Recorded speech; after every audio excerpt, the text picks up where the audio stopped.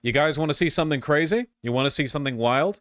You might have heard about this, but just a few days ago, ProPublica leaked information, very top secret stuff, the Project 2025 training videos.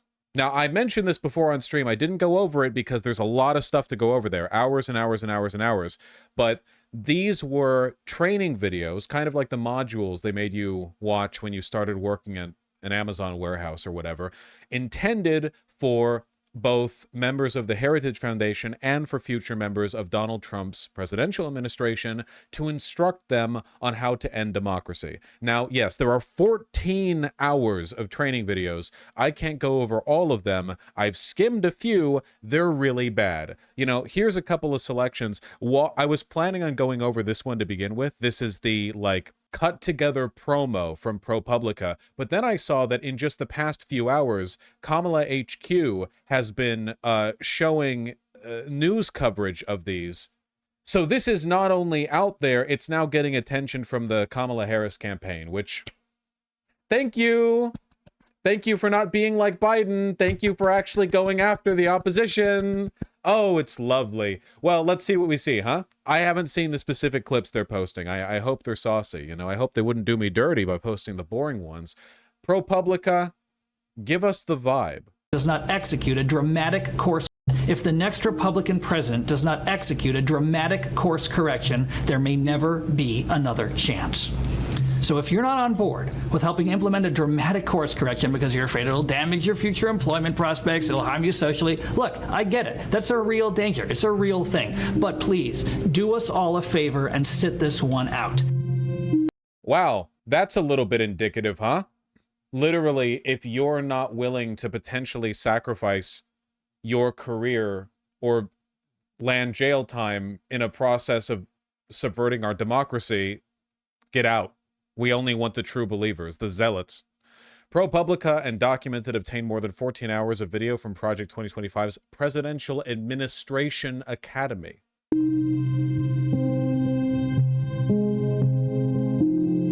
The private videos are part of an effort to recruit and train future conservative political appointees.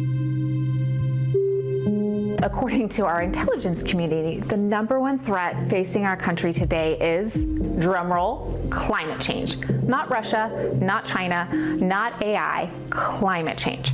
This shows how the federal government is all in on this issue. And climate change activists wield a lot of power. Apparently including control over our intelligence agencies. Interesting. Villain phrenology? Yes. Why do they all look evil as hell? Because I believe in phrenology. I'm sorry. I just think it's a lost science.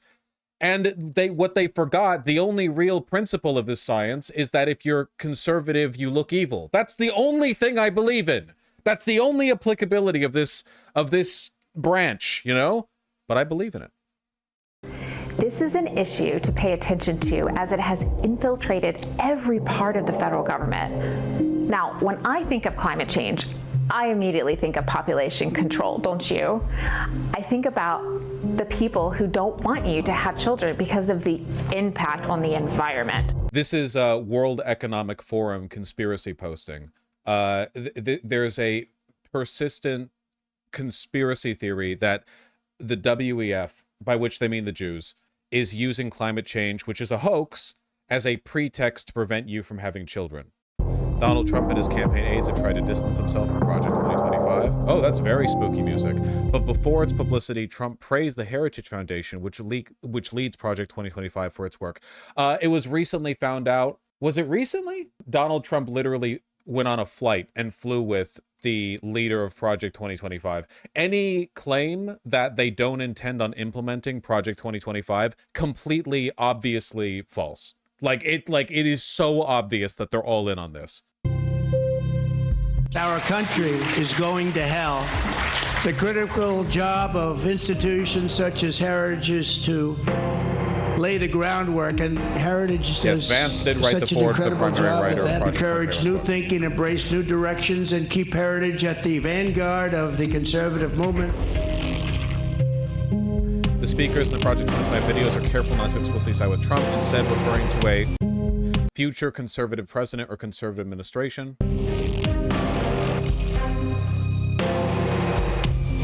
Most speakers who appear in the videos have worked for Trump in some capacity. Yeah, over 100 people in Project 2025 worked in Trump's previous presidential administration, and many of them are going to work in the next one too. Very scary music. The American people who vote for... Wow, hello. I'm trying to reference what is like a pop culture name for this is the Catholic who molests kids. Not to be mean, but it's true. Conservative presidential administration. They're not reading... I guess no, he looks more Orthodox than he looks Catholic, yeah.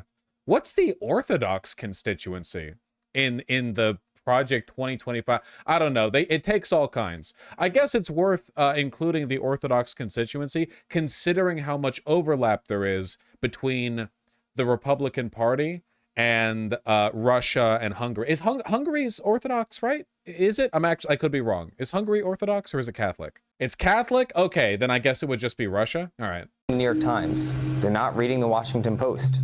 Actually, to the contrary. If those outlets publish something, they're going to assume it's false.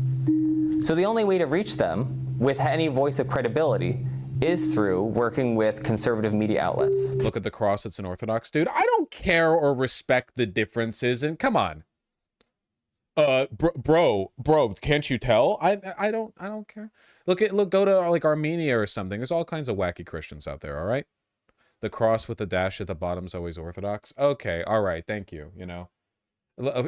Sharing fashion knowledge with you so that when they're the boots about to come down in your face in the concentration camp, you can be like, ooh, I know that manufacturer, you know. Do not let career bureaucrats hinder you from advancing the president's agenda.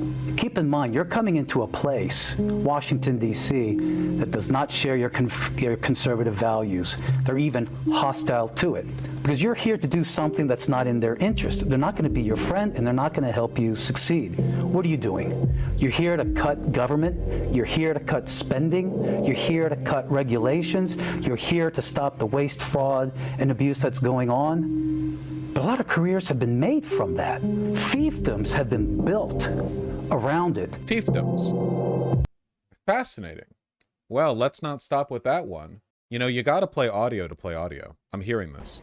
You can't be a political appointee if you don't believe in the president's vision. Career bureaucrats and the left are also using language to change culture and gain more and more authority. And you're coming into a place, Washington, D.C., that does not share your conservative values. Heard that one. They're even hostile to it. How does the president carry out his functions? And the way he does it is through orders. If the American people elect a... Okay, here they're just talking about like a summary. I think we should go into a full video. Is this the same one here? Change references from absolutely everywhere. And according to our intelligence community... Yeah, we saw that one. All right, I think we should do... I got the whole playlist. Yeah. ProPublica got it all up. And they're a little bit long sometimes, you know? But I do think it's important to understand. They're using these as training modules, you know? 14 total hours. Look at all this. Hey, let's go through the titles, huh? Let's go through the titles. Working with Congress, appointees and policymaking, time management for appointees, appointee survival guide, conservative movement history, federal budget, presidential transitions, the federal workforce, the art of professionalism. I'm a little curious about that one. The administrative state, passing new regulations, oversight and investigations, working with the media, staffing in office, federal regulatory process, advancing the president's agenda, social media messaging, interesting, coalition building, left-wing code words and language, navigating policymaking, conserving America, executive orders, background checks and security clearances. Interesting. Remember, the purpose of all of this is instructing members of Trump's team on how to enact Project 2025's agenda, which in large part is about what can be done if Donald Trump replaces people all throughout the administrative state with loyalists, right? That's the main goal. And then using that power, they will then have complete control over the executive branch and its administrative state bureaucracies. And using that, they can do a lot. They can do a lot. Can we watch a part of the left-wing words video? We're committing to a video if we watch this, okay? I'm curious about conserving America, personally. That's what I'm curious about. What do you mean, conserving America? I want the words one. They're all words ones, Benjamin. Can we dip our toes in both? How about we dip our toes in this one and see how it goes? Huh? How about that? How about we try that? You think we can do that? Project 2025. Modules leaked. Training videos on how to overturn democracy. Turn up the speed. I'll go to 1.1 times speed. No one getting left behind, okay? I know you people have your attention split between this and Subway Surfers and God knows what else. Hello, I'm Matthew Spaulding, Vice President of Hillsdale College. I'm at our Washington, D.C. campus, where I'm also the Dean of the Stephen Amy Van Andel Graduate School of Government. I'd like to speak to you today about our common purpose, about America's common purpose, the things that are inherently American and that are at the heart of About purpose puts on world's dorkiest glasses. America's common purpose. American conservatism. In the eyes of many in the world, this every 4-year ceremony we accept as normal is nothing less than a miracle. Today is the concrete expression of a stunning fact. These 200 years since our government began. Remember, by the way, up until recently, the Heritage Foundation was a neocon organization. They were defending like mass immigration. The Heritage Foundation was like Reaganite, basically. It was like the legacy of the Republican Party from Reagan, with an obsession with pro-business policy, internationalism, projecting foreign strength, that kind of thing. And people weren't listening to them anymore, you know? The Trump administration certainly isn't listening to the Heritage Foundation because the modern GOP is nothing at all like Reagan's GOP. You know, the neoconservatism has given way to outright fascism. So the Heritage Foundation had this massive turnabout. They're like, okay, you don't like that? What if we try this? And now we get this, you know? This is their new attempt at influencing conservative policy and government. Them shifting from the neoconservative to this. In America, we understand that a nation is only living as long as it is striving. We face a hostile ideology. It's like a Rizless Vox documentary. Yeah, I wonder who put these together. Only a few generations have been granted the role of defending freedom in its hour of maximum danger. Being an American involves the embrace of high ideals. We need leaders of inspired idealism, leaders who dream greatly and... That's the reason why we're seeing this big jerk-off opening, this like legacy of the American democracy, because the Heritage Foundation still has a lot of people who are obsessed with projecting the legacy of neoconservatism. And neoconservatism involves like respectability. It involves like, you know, wanky jerk-off obsession with American legacy, this kind of stuff, you know? So we're seeing a mishmash of ideals and aesthetics here, but the substance of this is still Project 2025. There are many things upon which we disagree concerning domestic policy, foreign policy, economic policy. Those disagreements are important, and it's important that we discuss and deliberate and resolve those disagreements. But those disagreements should not blind us to the things we hold in common, the more important and higher aspects of America's purpose, but also the things we wish to conserve. Thomas Jefferson and Alexander Hamilton already famously disagreed on just about everything. You can compare in 1783, the American Revolution, throughout many of the documents developing from the 1760s to 1776. Proceed. In addition to those more fundamental principles, we would also add a bedrock concept, which is unstated in many ways, but seen throughout everything growing out of the American Revolution and our Constitution, which is the rule of law. Yeah, I think this might be the neocon constituency of Project 2025. You're right. You know what? We said we were dipping our toes in. If this is the neocon bit, but we want to make a point about what this actually represents, okay? We want to make a point about what this is actually looking to do. All right, we'll take a look. Left-wing code words and language. You all want the zesty stuff? Fine, we'll see. It's not like I watched the entire thing of all of them, you know? Who knew fascism would be so boring? Well, that was the neocon contingent. But again, keep in mind, these training videos aren't going to be screaming like, yeah, let's end democracy. The whole point is I'm Katie Sullivan, and just a normal American woman. Okay. But to the left, that makes me a cisgendered, ethno-imperialist, birthing person with pronouns she, her. Words like that are quite a mouthful, and it's one America needs to spit out before we choke on it. What? In the eyes of many in the God, world. this again. Not again. Diminish.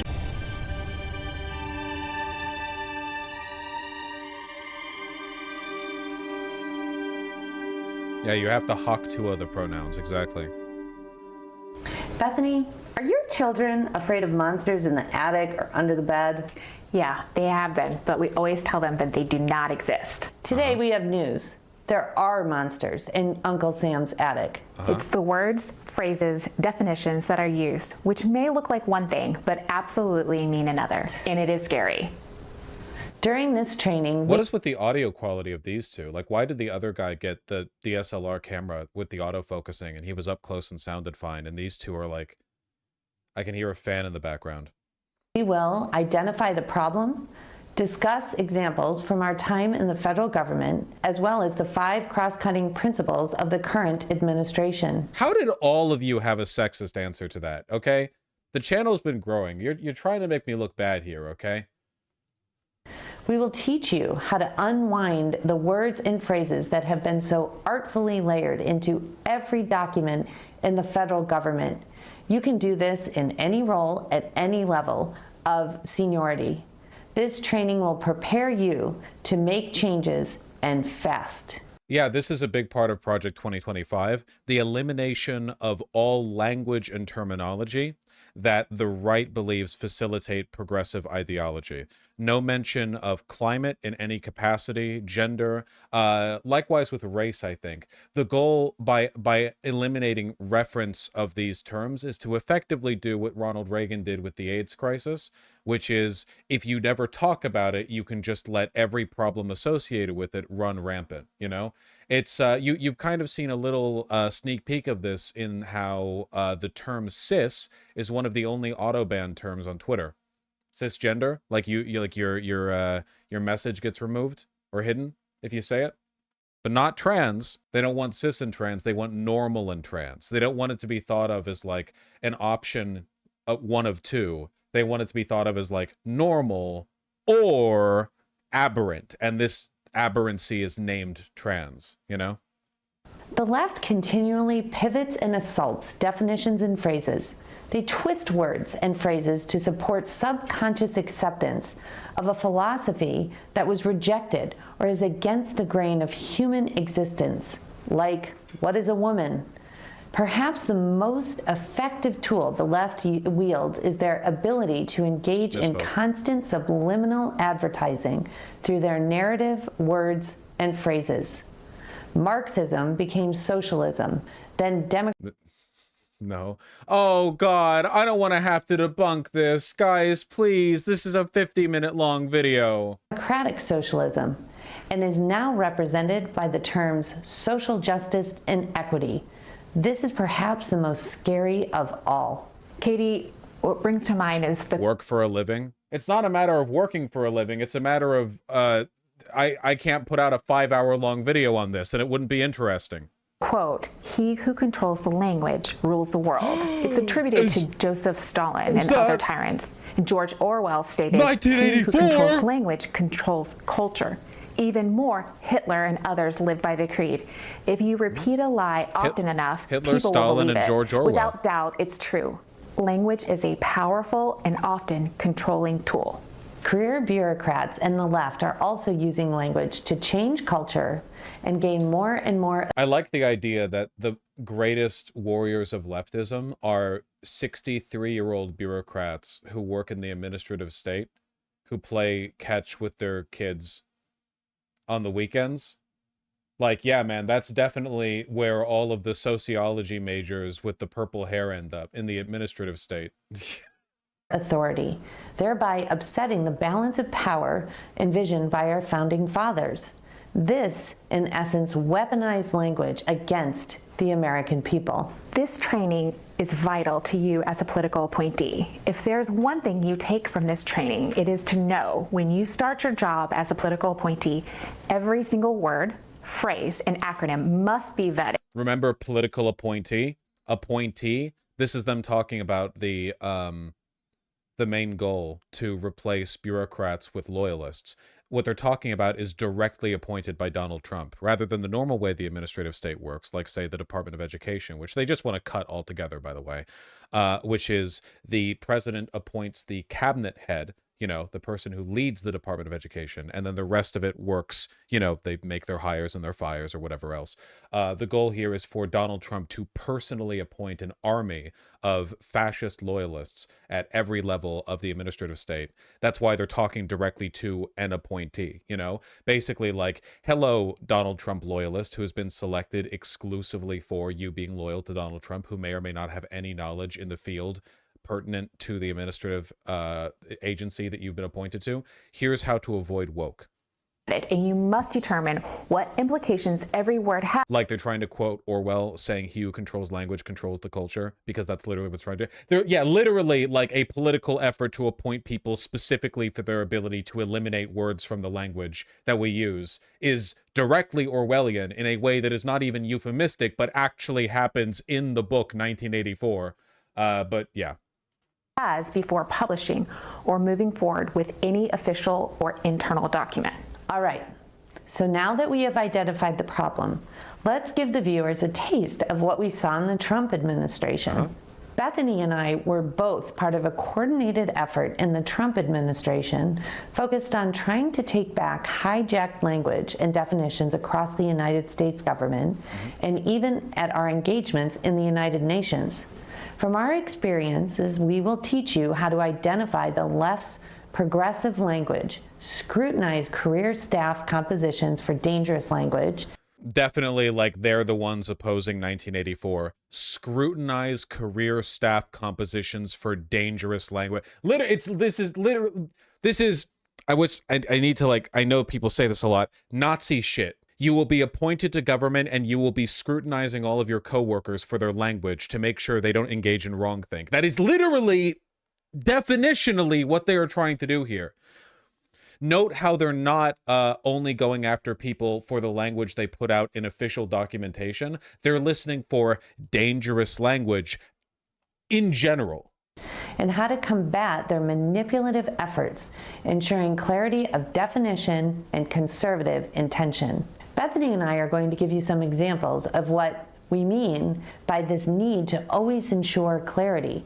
But in no way are we able to foresee the future and anticipate how the progressive left will continue to co-opt even more words and definitions. We're coming up with new words every day. We can tell you the words and phrases being used today, but by the time you enter the administration... They don't even say armpit fetish anymore. They call them stink-pilled. You know, it's crazy what people are coming up with. These examples may be obsolete. This will help you spot crucial issue areas to pay close attention to. We do not know what they will be calling men and women by the time you begin your tenure with the administration. The left is trying to dismantle America and rebuild it in their own image by using the art of deception, and words and definitions are their weapon of choice. Remember, words change culture. Bethany, with your extensive experience with both domestic and international policy issues, and in light of your role in leadership positions at USAID, can you walk us through some examples of how the left uses words, weaponizes really, words and definitions? And if you could do that in a context of the cross-cutting issues that are identified in the mandate for leadership, and really, as we understand, the cross-cutting issues were identified because they are the pillars of the Biden administration. And so they've been layered into virtual examples. I think it would be incredible. For today's discussion are centered on women, children, and family, environment, human rights and border security. 5 topic area. The list of subjects where the left uses tricky language to make you woke. Human rights. the gender cult, and equity. The first topic, women, children, and family. I worked on international issues and very closely followed the language presented at the United Nations. And I saw up close and personal how this indeed is true. Language is used to control culture. Yeah, I'll never said that. forget a conversation I had with the chief of staff at USAID.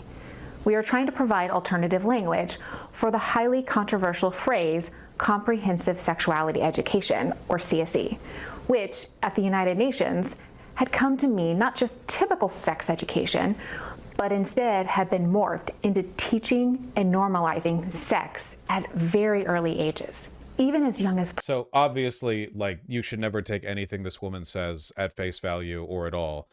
What I'm guessing she means is it's not abstinence-only education. Literally, that's it.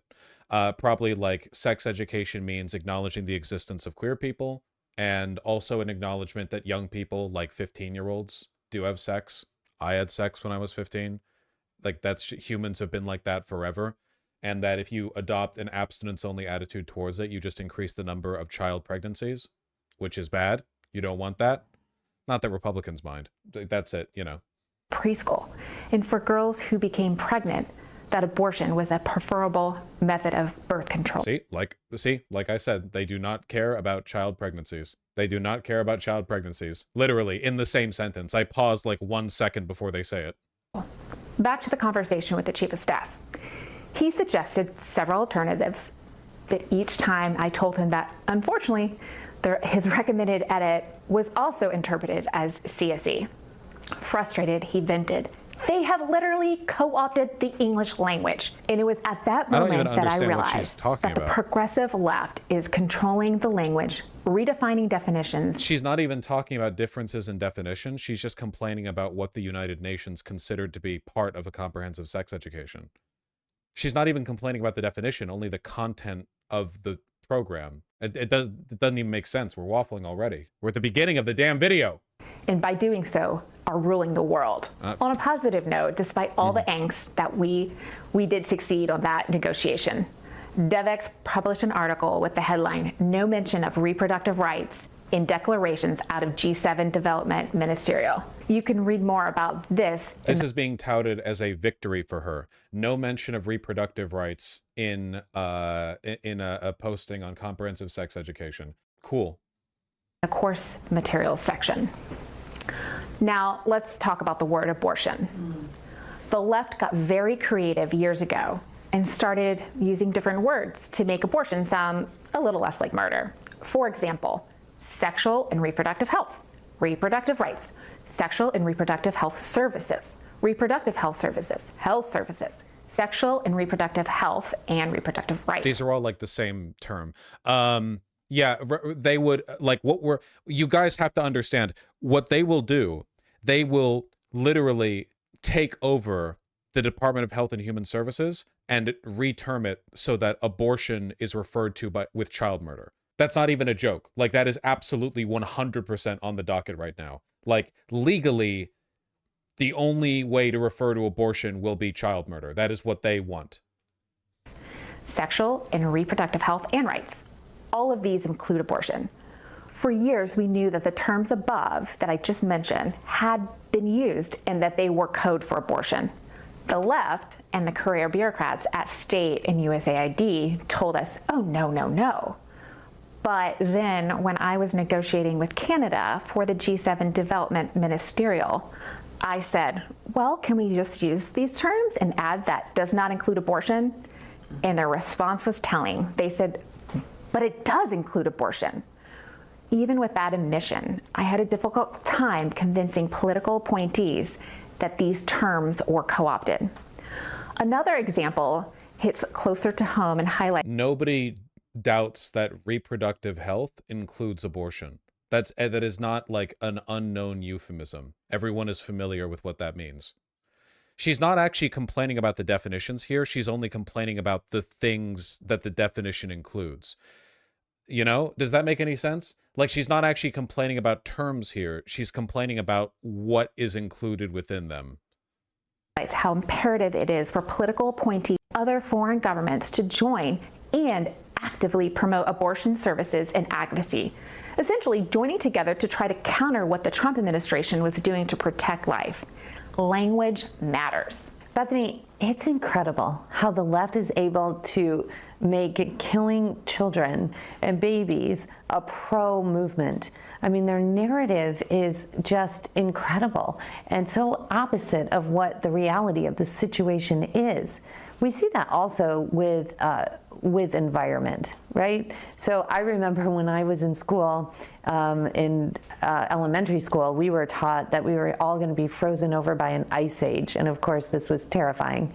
And then in the 80s, it was acid rain. We were all going to die from the acid rain. And then it moved to global warming, which I think... We fixed the acid rain thing. The acid rain was caused by a specific kind of aerosol chemical that there was immediately international legislation passed to fix, and then we fixed it. We fixed it deliberately. You know, most of the people watching this tape will remember that was during the Obama administration. Yes. And then science comes along and disproves the global warming theory in large part, and we have one of the most frigid winters ever known. What? And then the next thing It's a death cult, guys. It's a death cult, and they want to take over. Disproves. I'm not wasting time debunking this. Are you kidding me? You know, they're calling it climate change. Now, I always understood that climate change meant seasons. Our climate does.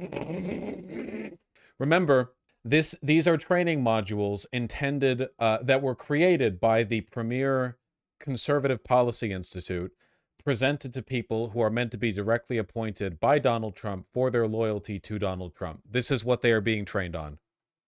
Does change all the time, but of course that's not what's meant by the left. What do you think about all of about the left's words and definitions in the environment? It's a great point, Katie. They don't stop. Climate change, allegedly, is everywhere. And if the American people elect a conservative president, his administration will have to eradicate climate change references from absolutely everywhere. Death cult. Death cult. And according to our intelligence community, the #1 threat facing our country today is, drumroll, climate change. We saw not this Russia, bit. not China, not AI, climate change. This shows how the federal government is all in on this issue. And climate change activists wield a lot of power. This is an issue to pay attention to as it has infiltrated every part of the federal government.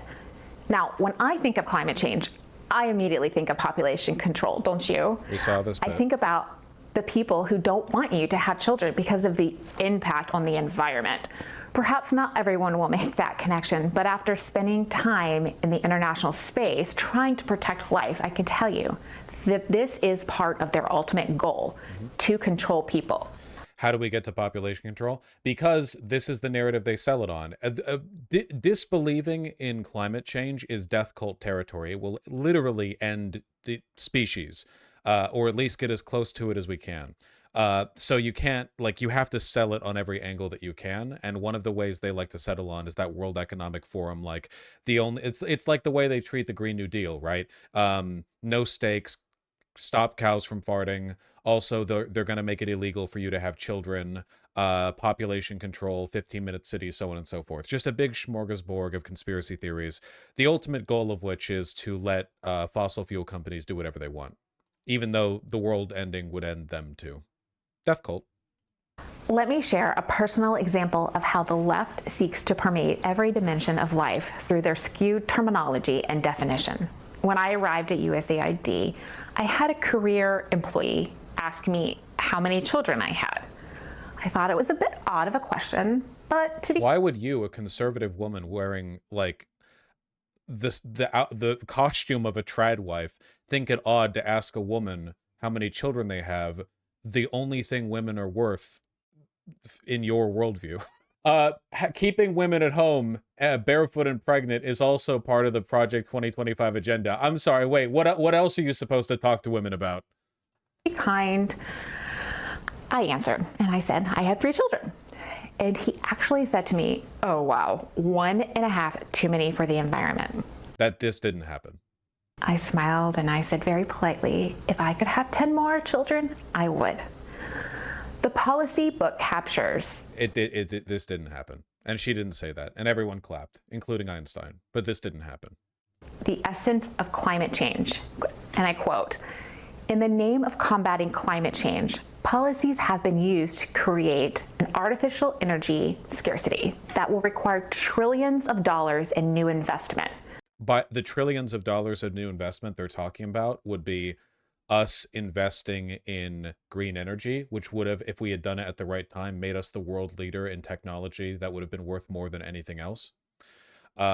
Also, the cost of climate change has already been higher than trillions in terms of the effect that it's had on our infrastructure and our trade routes and everything. Yeah. Supported with taxpayer subsidies. We subsidize the out of the fossil fuel industry to address a problem that government and special interests themselves have created. Page 364, end of quote.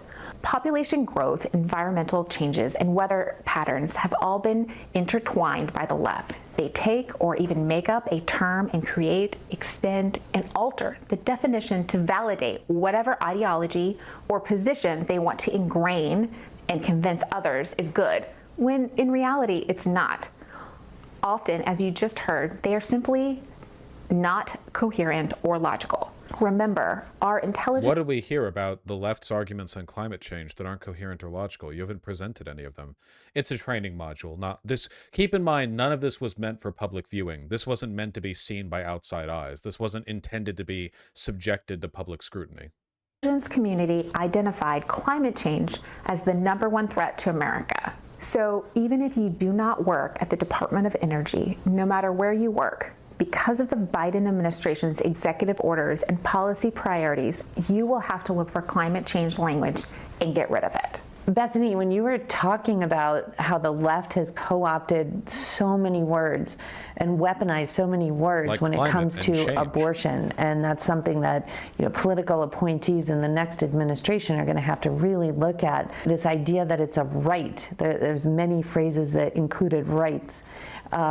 Is there other places where rights are used as a catch-all and it means something else? Katie, that's a great question. And now we segue into human rights, where the left misuses the term human rights by suggesting that it applies to brown people.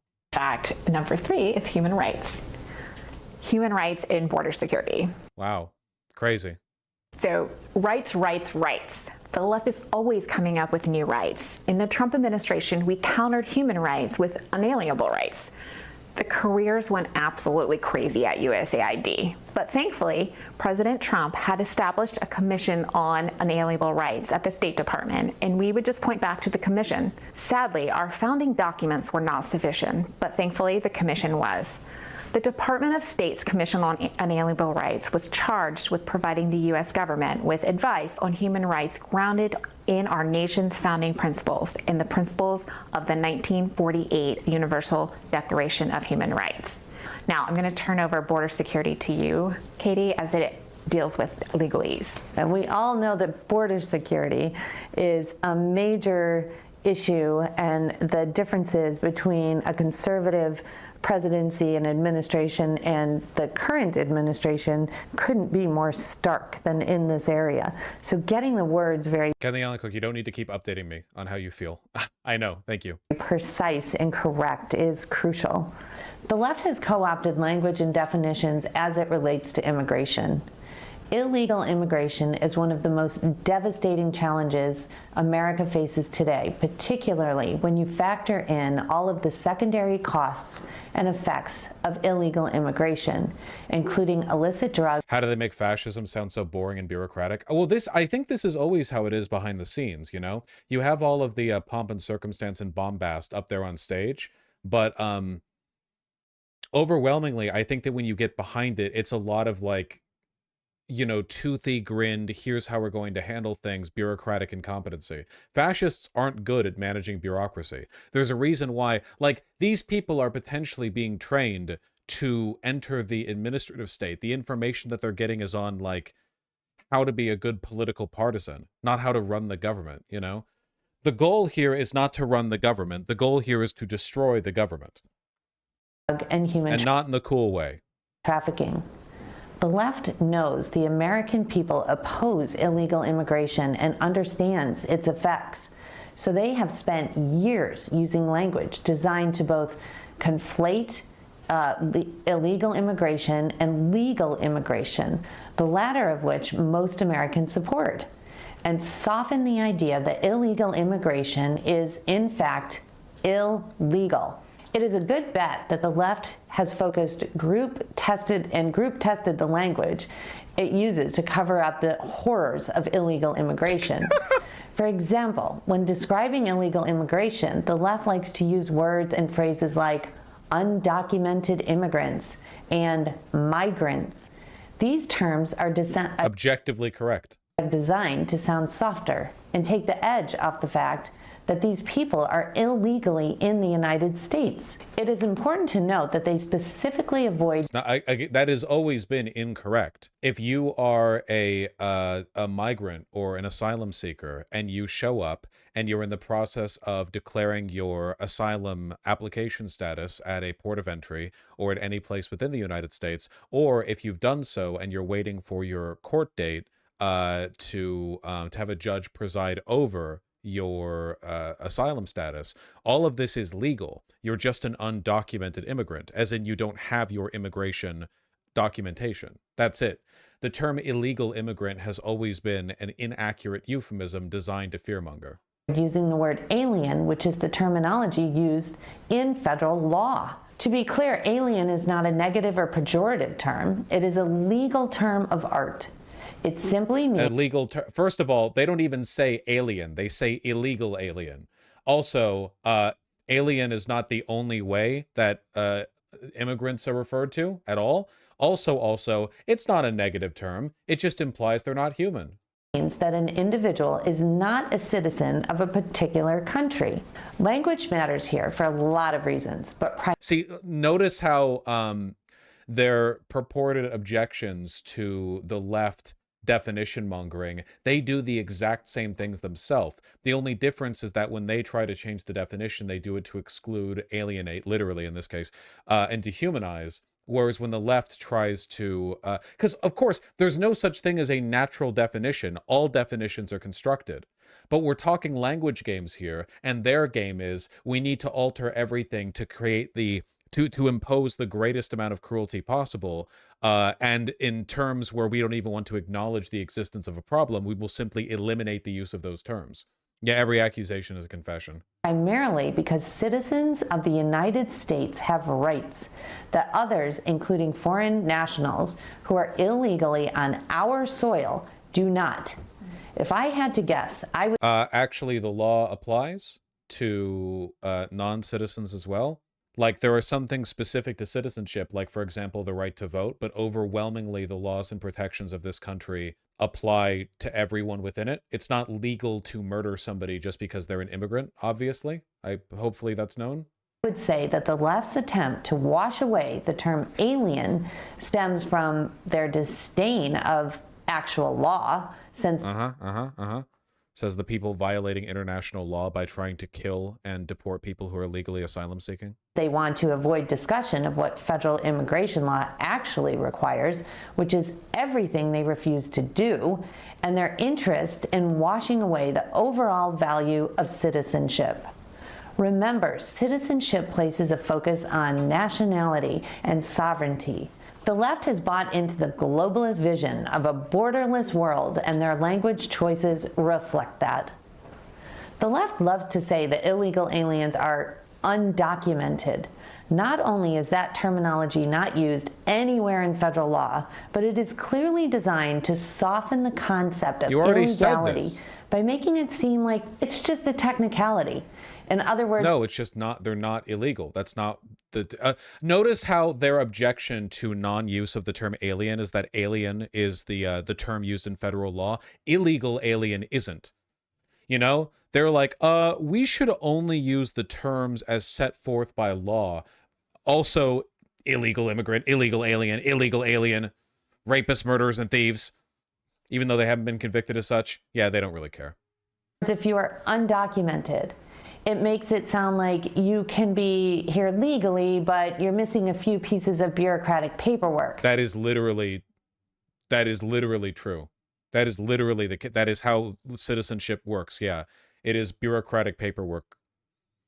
But keep in mind, these are blood and soil types. So to them, citizenship is actually indicative of the, you know, the deep connection to the homeland of America. You know, they have to perceive citizenship as something more because they're fascists. That is simply not the case. If an alien has not gone through the appropriate process for obtaining a visa to enter the United States or otherwise followed United States law to enter the United States, they are illegally here. Period. Hard stop. That is simply not true, and the vast majority of the people that Donald Trump smears as illegal aliens are following the lawful process of asylum seeking. Illegal aliens, undocumented immigrants, okay, is we're just the repeating intellectual points now. equivalent of calling someone who breaks into your house in the middle of the night an undocumented homeowner. There is no relationship between those at all. Citizens do not own America. The process for being a resident of a property is completely different to the process of being a legal resident of a nation. This is completely asinine. It is male or female. It's all done with words. Words matter. Change the words, change the culture. Jesus, no wonder this is 50 minutes long. They repeat themselves constantly. Jesus Christ. It's insufferable. Whoosh. I think you can expect that. Read every single executive order. Be a part of the process that career employees are using to implement executive orders.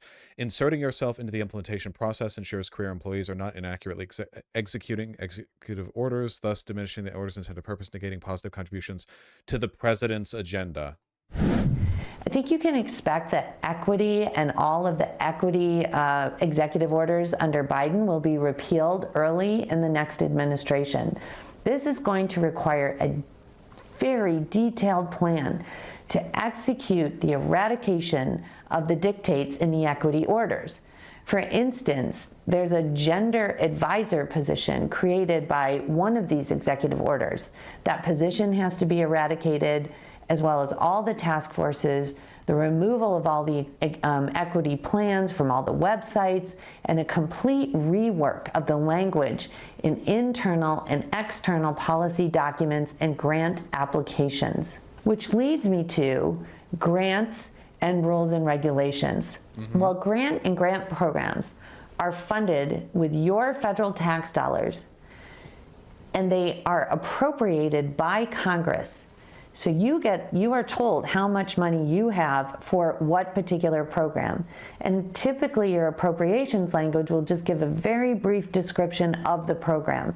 And that's the direction that Congress has given the agency. Every single grant has conditions. You want to think of this like a carrot and a stick. You can have your federal money in order to support your program, but only if you agree to certain conditions. Jesus Christ, man. They are so mask off with this. Identify and remove unnecessary conditions from pre-existing grants. Beware of existing conditions that fund or otherwise support organizations that are not aligned with the president's policy priorities. Sentences.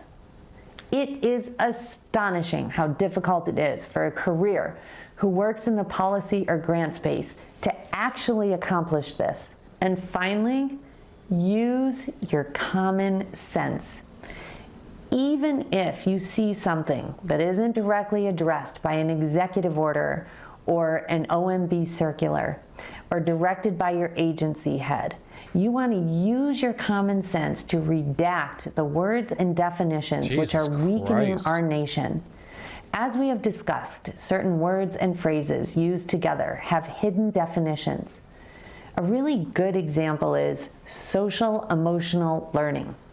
That's actually the new buzzword for CRT, or critical race theory. That's so true. If by critical race theory we mean, I don't know, education in general?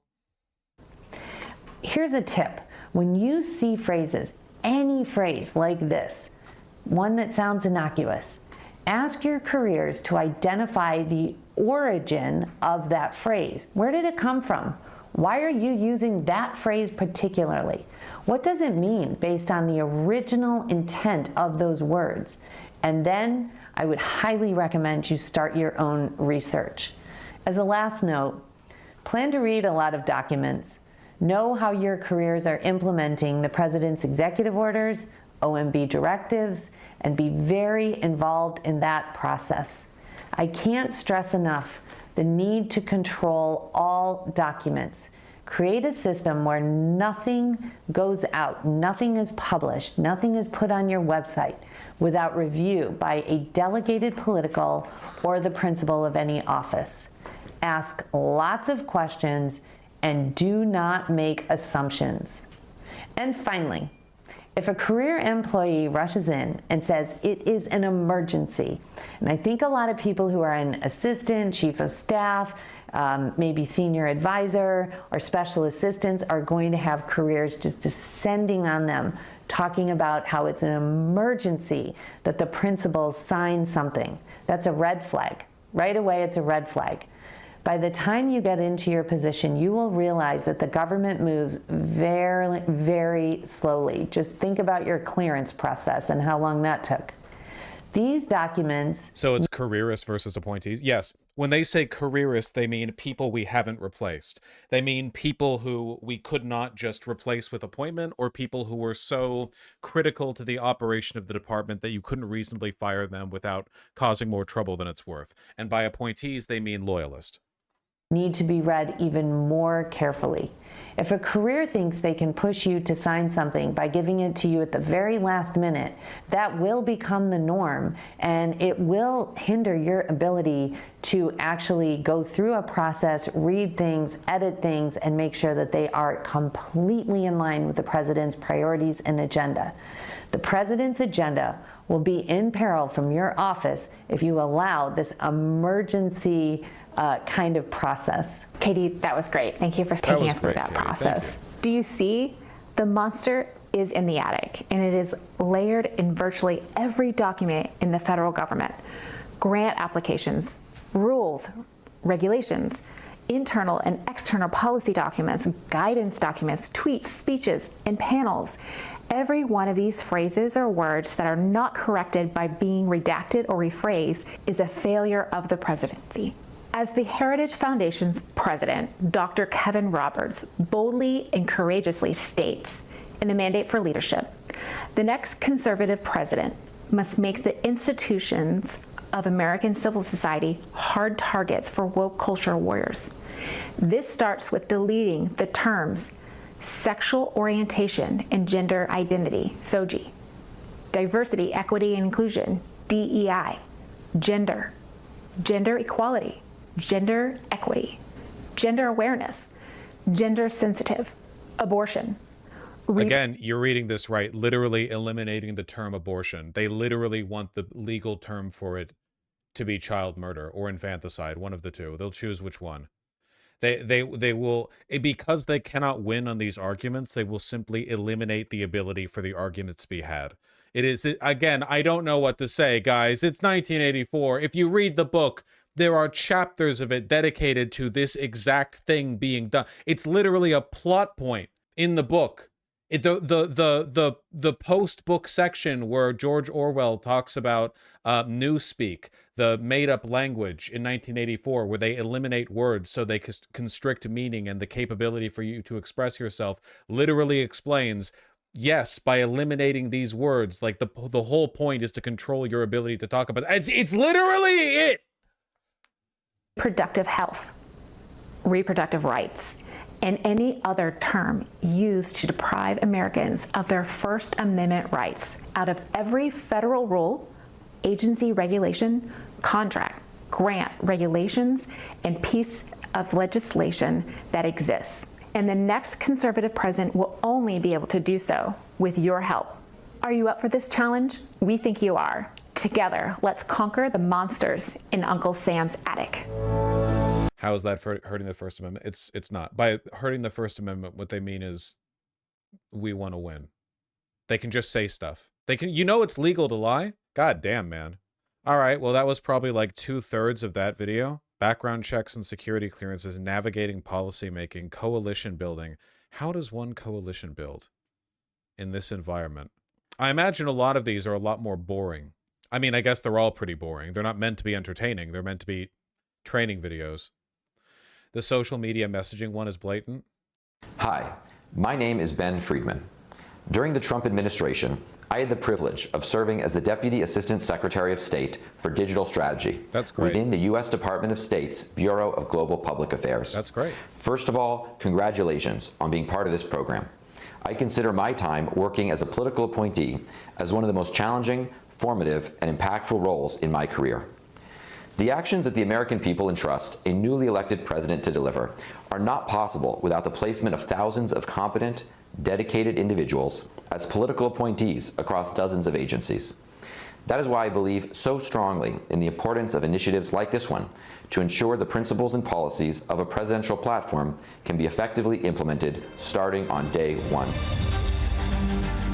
In the eyes of many in the world, this every 4-year ceremony. No. My goal today is to offer you a unique, first-hand perspective on how to most effectively use social media to advance policy as an administration official. Okay. While at the State Department, I led the largest internal reorganization at that agency in the last 2 decades, combining the domestic and international digital media departments to create a global organization made up of over 120 full distribution. This conversation is going to cover 3 distinct chapters. First, wait, what was that ADR? This conversation is going to cover 3 distinct chapters. First, what was that? Was that okay? I don't know. First, recommendations for operating effectively within a government agency. Second, building your toolkit for managing social media output. And third, principles to guide your content creation process. Yo, I could use that. Let's get started. Welcome to the administration. You're not in Kansas anymore. Whether you're coming from the Hill, a campaign, or the private sector, working within a government agency is a whole new ballgame. You will be presented with unfamiliar challenges. The banality of evil. Role, you've had the privilege of working alongside a highly motivated team. A key to your success will be to identify smart, motivated civil servants who are eager to support your work, and limiting the influence and involvement of those who are going to hurt morale or be a drag on the quality or volume of output. There are qualified individuals who understand that the role of civil service is to support the elected administration and will be eager to execute the mission.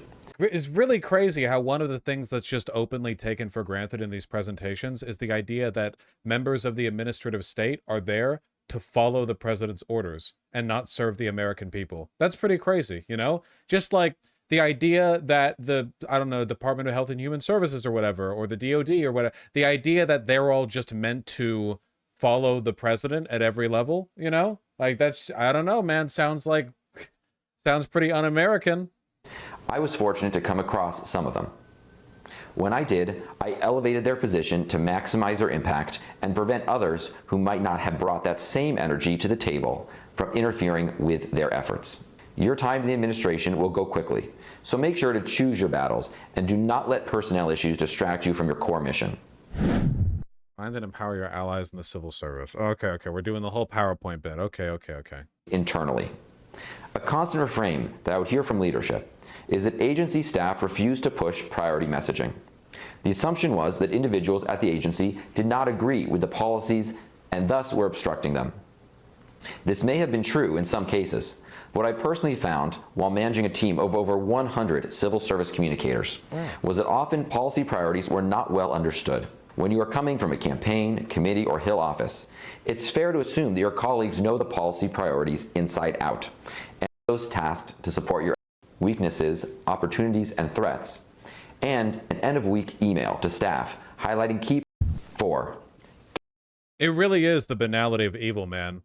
Seek continual feedback. Hold weekly one-to-one meetings with senior staff. Send an end-of-week email to staff to highlight key priorities, share accomplishments, and give some positive shout-outs. They're gonna have like pizza parties at the end of every Friday to celebrate how much fascism they did that week. You all know that, right? We might suffer, okay? But those Trump appointees in the DHHS, they're getting cardboard pizza. 4. Get support and buy-in from your leadership. The government is a very hierarchical organization. Personnel at the very bottom have little ability to approve or change anything. The further up you go in the ranks, the more power someone has to just simply say, yes, let's do it. The most effective tool. Okay, this is all basic bureaucracy stuff.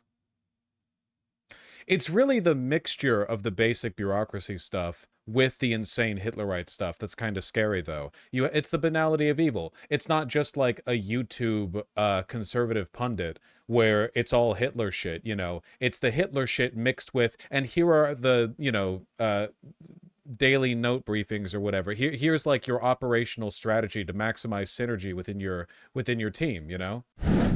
2. Style guide. The White House will create and make available a White House style guide. But creating a separate style guide for your agency, as we did at State, will be incredibly valuable. If you're not familiar with style guides, they contain everything from the fonts to the color palettes, logos, and icons that are most commonly used by your organization and guidelines for how to use them.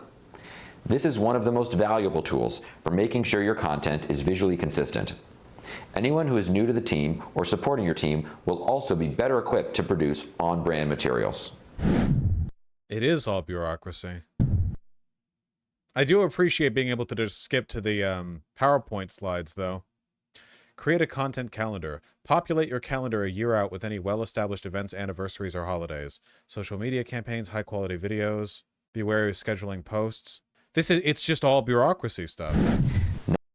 It's so sinister. It's like, it's all basic bureaucracy stuff done in the context of like, this is how to best support the president in his fascist agenda, you know?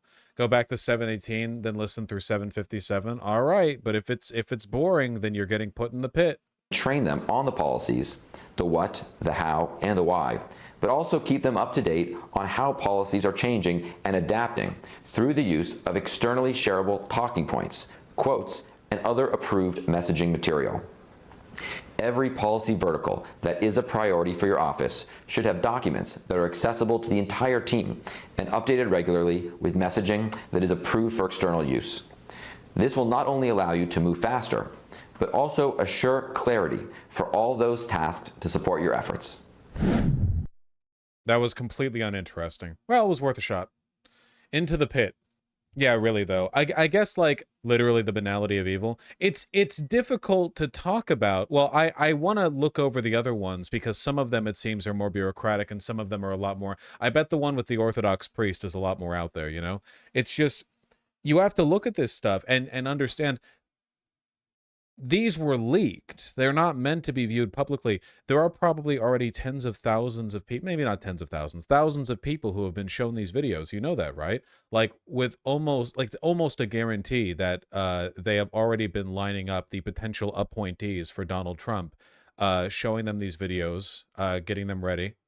Yeah, a style guide for conservative bureaucrats. Make the more neocon bureaucrats a little bit more fascist, and make the, you know, the more fascist bureaucrats a little better at bureaucracy, you know? You want both.